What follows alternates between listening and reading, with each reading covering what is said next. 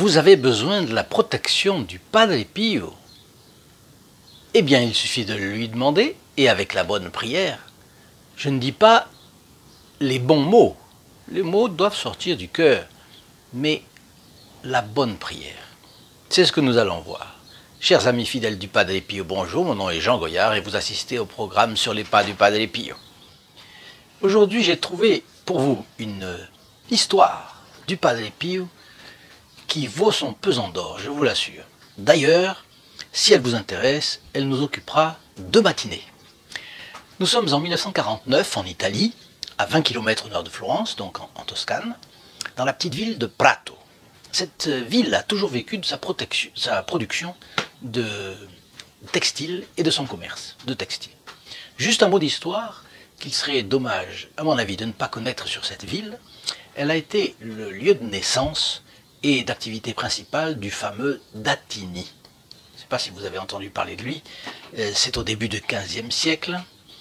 Il est mort à 75 ans en 1410. Et il a été typiquement un homme de la Renaissance. Dans mon esprit, ce n'est pas tout à fait, vous allez le voir, un éloge. Après que ses parents, tenanciers d'une taverne, soient morts de la peste noire, il a été recueilli par un couple. Il est devenu commerçant en étoffe, puis négociant en armure et en armes diverses, nous sommes au XVe siècle, puis en soieries, en ornements sacerdotaux et même en épices. Alors ensuite, il est devenu producteur de laine, spéculateur, banquier, bref, une de ces ascensions de fortune, pas toujours très catholiques dans nos pays européens. Oui, je fais la distinction avec d'autres pays. La preuve c'est sa devise. Parce qu'il s'est choisi une devise quand on est riche, vous comprenez, bon. Au nom de Dieu et du profit. Alors franchement, vous avez compris. C'est d'ailleurs lui qui a inventé les lettres de change. Pourquoi? Parce qu'elles permettaient, c'était des papiers, qui permettaient aux commerçants de circuler en Europe sans porter d'argent sur eux, évitant de ce fait de se faire détrousser en chemin. La petite ville de Prato est ainsi devenue une importante place financière. 15e, 16e siècle, même après. Alors cela pour expliquer que plus de 5 siècles après, les erreurs de la Renaissance ayant fait leur chemin, s'étant dilatées et répandues au fil du temps, elles ont d'abord produit le goût immodéré du luxe et la volonté de toujours jouir plus de la vie. D'où une distanciation de plus en plus grande avec Dieu, bien entendu, et puis les hommes se sont affranchis des 10 commandements de Dieu, laissant libre cours à leurs tendances libérales et égalitaires, ce qu'on retrouve de nos jours, d'un côté dans le relativisme moral et la sensualité, et puis d'un autre côté dans la jalousie et l'égalitarisme. Bien, donc nous voilà en 1949, et Giovanni Bardasi vit et travaille à Prato justement. C'est un commerçant en tissu, et avec des caractéristiques qui n'en font pas vraiment le pèlerin idéal à San Giovanni Rotondo, parce qu'il est communiste, il est athée et il est anticlérical.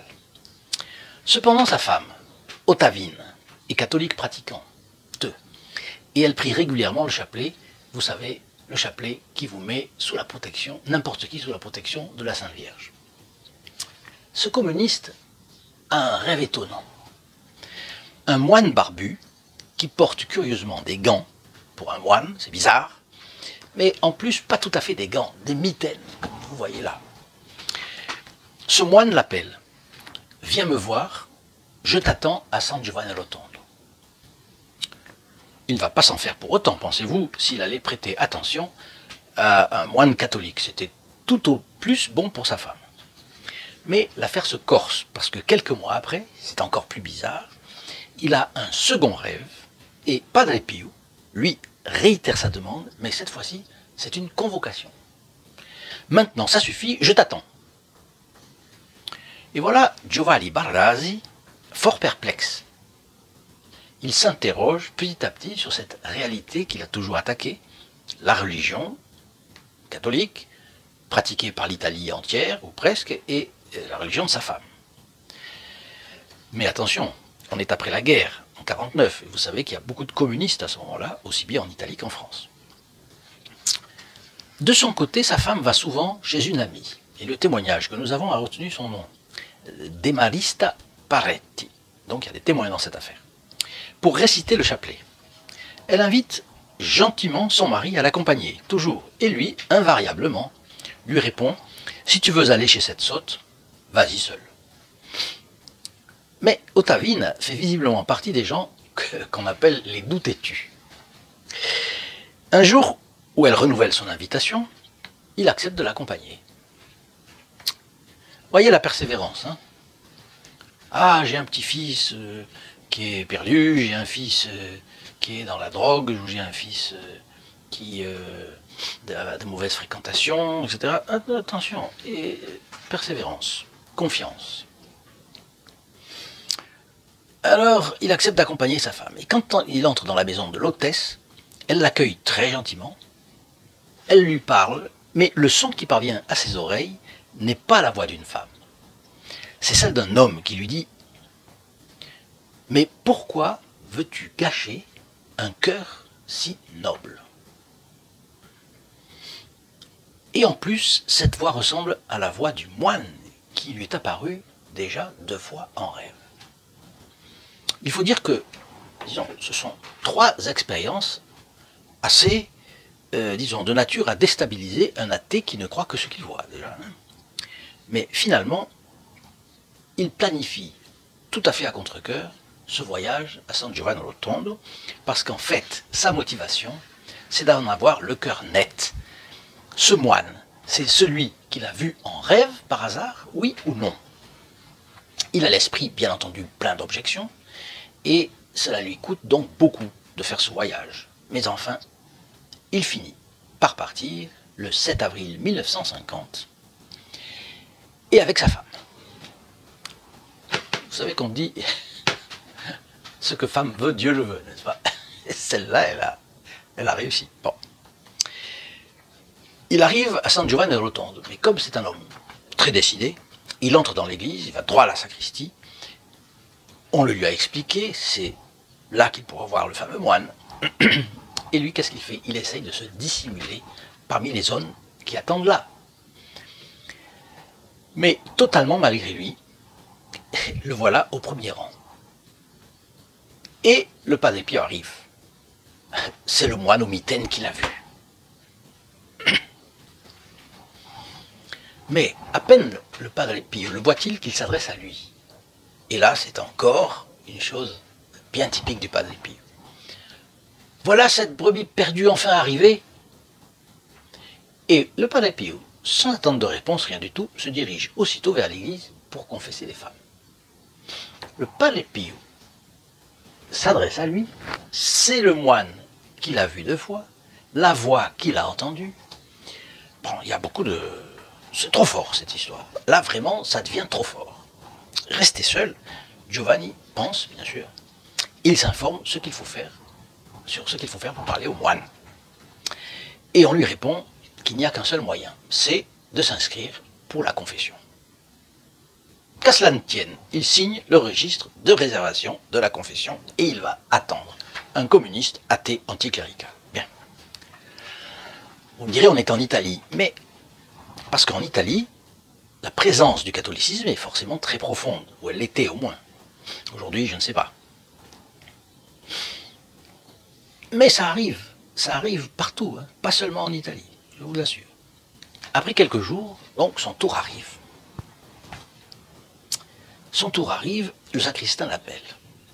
Il s'approche du confessionnal, mais Padre Pio ne lui laisse même pas le temps de s'agenouiller.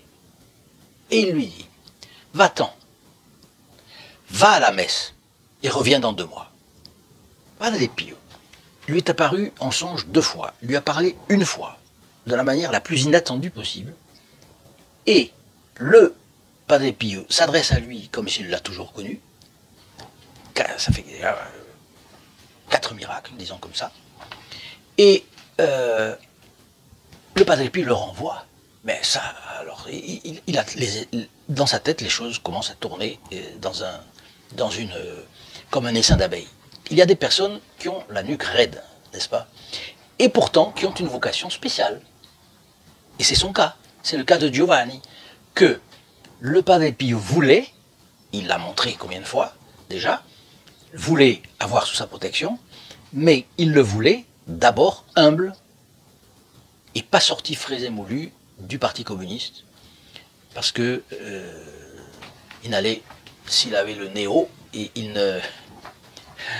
ne se convertirait jamais. Giovanni s'en va, l'esprit en révolte. Mais, une fois revenu à Prato, à sa grande surprise, il se sent poussé à obéir au Padre Pio et va à la messe tous les dimanches. Ça, c'est le 5e miracle de notre histoire déjà. Donc il va à la messe tous les dimanches, mais non sans un subterfuge. Il essaye de le faire en cachette, à l'insu de ses amis et de ses relations. Alors il trouve une église qui n'est pas sa paroisse.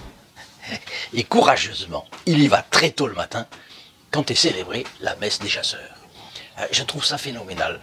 Je trouve ça phénoménal. Au fond, le qu'en dira-t-on, n'est-ce pas? Le poids du qu'en dira-t-on dans la vie d'un homme, c'est incroyable. Il est en train de se convertir, mais bon, 2 mois après, très ponctuellement, il se représente au Padre Pio. Communiste, athée, anticlérical, catégorique, quelqu'un de décidé, voilà. Le voyant agenouillé, le Padre Pio lui demande « Est-ce que tu es allé à la messe ?» Réponse « Oui, mon père, j'y suis allé tôt le matin, avec honte. » Le Padre Pio s'exclame « Repars, tu es pire qu'avant !» Pardon. Quelques mois après, Giovanni revient pour une 3e fois. Il s'agenouille et il se confesse.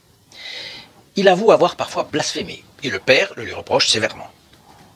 Il répond au père « Vous me reprochez d'avoir blasphémé, et si je vous disais que j'étais communiste ?»